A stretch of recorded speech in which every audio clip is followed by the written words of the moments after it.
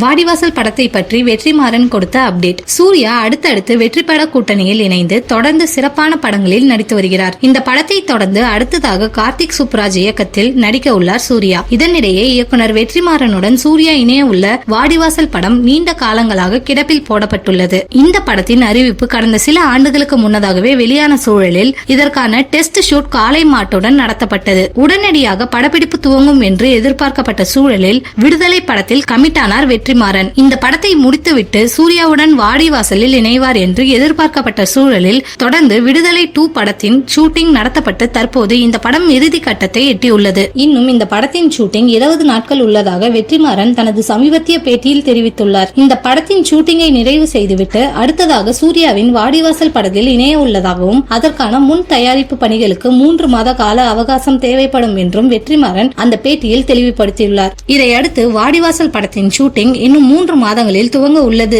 குறித்து அவர் உறுதிப்படுத்தியுள்ளார். இதனிடையே கார்த்திக் சுப்ராஜ் இயக்கத்தில் சூர்யா நடிக்க உள்ள படத்தின் ஷூட்டிங் அதற்குள் நிறைவடையும் என்று எதிர்பார்க்கப்படுகிறது. இதையடுத்து சூர்யாவும் வாடிவாசலுக்கு தயாராகி விடுவார் என்று எதிர்பார்க்கலாம். ஜல்லிக்கட்டை மையமாக வைத்து வாடிவாசல் படத்தின் கதைக்களம் உருவாகியுள்ளது. இந்த படத்தில் நடிகர் அமீர் சூர்யாவிற்கு வில்லனாக நடிக்க உள்ளதாகவும் கூறப்பட்டுள்ளது. இந்த படத்தை ஆஸ்கருக்கு கொண்டு செல்லவும் திட்டமிட்டுள்ளனர். இந்த படம் மட்டும் ஆஸ்கர் வென்றால் தமிழ் சினிமாவில் ஆஸ்கரை வென்ற படம் என்ற சரித்திரம் பெறும்.